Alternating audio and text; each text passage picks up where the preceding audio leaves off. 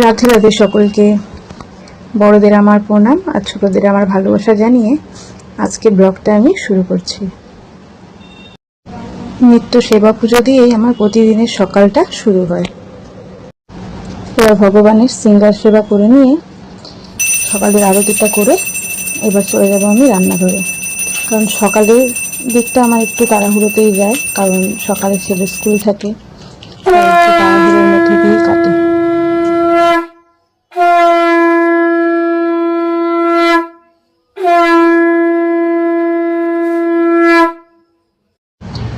রাতে রান্নাঘরের সম্পূর্ণ সব পরিষ্কার করেই শুতে যাই, কিন্তু তবুও সকালে এসে আবার সবটা একটু মুছে নিই, তারপরেই ভগবানের ভোগ সেবা শুরু করি।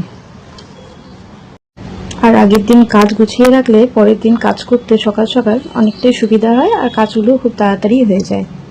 তো আজকে সকালের ভগবানের ভোগে ছিল লুচি আর বাঁধাকপি, মিষ্টি কুমড়ো, কুয়াশ আলু দিয়ে একটা সবজি।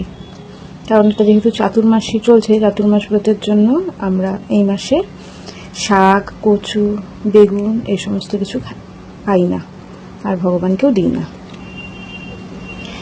তো সবজিটা বসিয়ে দিয়েছি, সবজিটা হয়ে গেলে এরপর লুচিটা ভেজে নেব।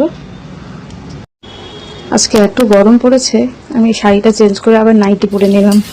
আমার মনে হয় আমার মতন অনেকেই আছো যারা নাইটি পরে বেশি কমফোর্টেবল ফিল করো, সেই জন্য শাড়িটা ছেড়ে আমি নাইটি পরে আবার কাজে লেগে বললাম। আমার সবজিটা হয়ে গেছে, এবার নামিয়ে নেব। ভগবানের ভোগে যেইভাবেই তুমি রান্না করো না কেন, যেহেতু সেটা ভগবানের ভোগে লেগে যায়, তখন সেইটা যেন টেস্টি চেঞ্জ হয়ে যায় একেবারেই।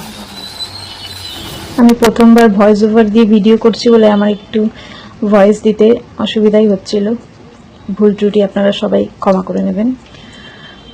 যাই হোক, আমার ভিডিও দেখার জন্য আপনাদের সবাইকে অনেক অনেক ধন্যবাদ। আজকে লুচিগুলো সুন্দর ফুলেছিল, সব কটা লুচি, একটা লুচিও না ফোলা হয়নি। আটা মাখাটা হয়তো খুব ভালো হয়েছিল, আর আমরা ময়দা দিয়ে খাই না, আটারই লুচি করি। রুটিটাও আটাতে, লুচিটাও আটাতেই খাই। ভগবানকে ভোগটা লাগিয়ে দিলাম। এবার ঘরের কিছু কাজ আছে, সেগুলো আমি সেরে নিয়ে একটু রেস্ট করব। এই টাইমটা আমার একটু রেস্টের টাইম। এরপর আমি একটু রেস্ট করি, তারপর আবার যা থাকে সেই কাজগুলো আবার একটু করতে বসি। তো চলো, আমার ভিডিও যদি সকলের ভালো লাগে তো লাইক কমেন্ট করো, কে কোথা থেকে দেখছো বলো। রাধে রাধে সব।